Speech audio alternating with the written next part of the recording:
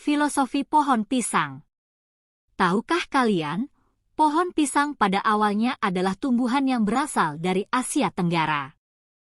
Pohon ini kemudian menyebar ke seluruh dunia mulai dari Pulau Madagaskar, benua Afrika, Amerika Latin, Amerika Tengah, Hawaii dan daerah-daerah lainnya. Di beberapa daerah di Indonesia pisang memiliki nama-nama khas tersendiri seperti gadang atau gedang, Jawa, Biu, Bali, Cawuk atau Cao, Sunda, Punti, Lampung, Unti, Bugis, Koyo, Ternate, Kula, Banda, dan Uri, Ambon. Pohon pisang dalam bahasa Latin disebut Musa paradisiaca. Dengan mempelajari perilaku kehidupan pohon pisang, banyak para orang tua, terutama para tetua Jawa, yang memberi nasihat kepada anak-anaknya supaya mencontoh pohon pisang dalam kehidupannya. Pada saat acara-acara khusus, pohon dan buah pisang sering digunakan sebagai bahan utama ataupun pelengkap upacara adat Jawa. Filosofi apa sajakah yang bisa kita contoh dari perilaku kehidupan pohon pisang? 1. Belajar beradaptasi, menyesuaikan diri. Ada beberapa tanaman yang hanya bisa tumbuh di daerah-daerah tertentu, misalnya di daerah dingin saja atau di daerah panas saja, dan tanaman ini akan mati, tidak tumbuh maksimal, apabila ditanam di daerah yang tidak sesuai. Berbeda dengan pohon pisang. Pohon pisang memiliki toleransi yang sangat tinggi terhadap tempat hidupnya. Pohon pisang tidak memerlukan tempat dan waktu khusus untuk hidup. Pohon pisang bisa tumbuh di dataran tinggi, dataran rendah, di hutan, di tempat subur atau gersang, bahkan di tanah rawa sekalipun. Kalau beberapa pohon hanya berbuah di musim-musim tertentu, pohon pisang ini bisa berbuah sepanjang waktu tanpa mengenal musim. Bagaimana manusia belajar dari sifat hidup pohon pisang yang mudah beradaptasi ini? Layaknya pohon pisang, hendaknya manusia bisa hidup dimanapun berada. Terbiasa hidup di kota semestinya bisa bertahan hidup kalau dipindahkan ke desa, demikian juga sebaliknya. 2. Belajar memberi makna dalam hidup. Pohon pisang tidak akan mati sebelum berbuah. Belajar dari prinsip hidup pohon pisang, hidup hanya satu kali maka hidup harus menghasilkan buah.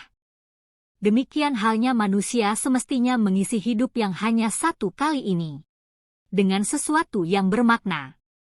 Jika manusia tidak menggunakan pikiran dan keterampilan dengan benar sehingga tidak membuahkan suatu karya, berarti manusia sudah kalah dari pohon pisang yang tidak akan mati sebelum berbuah.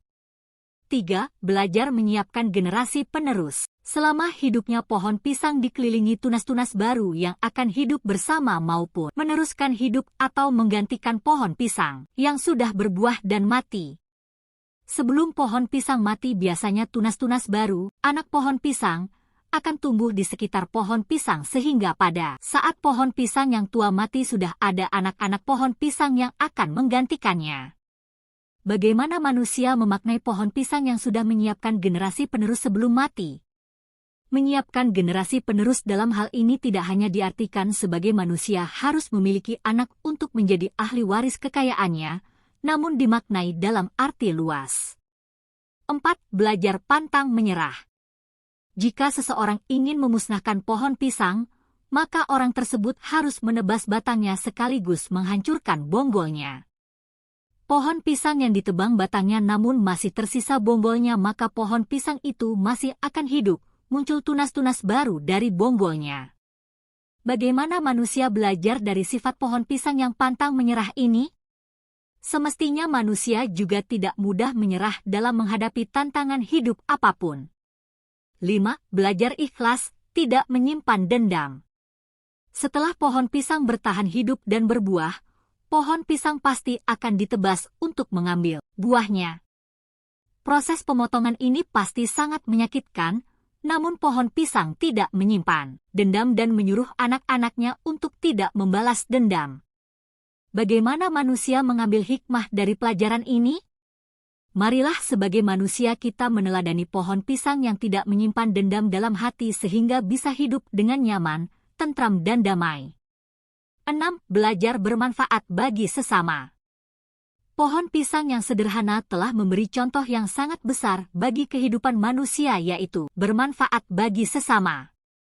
Rasulullah bersabda bahwa sebaik-baik manusia di antaramu adalah yang paling banyak manfaatnya bagi orang lain.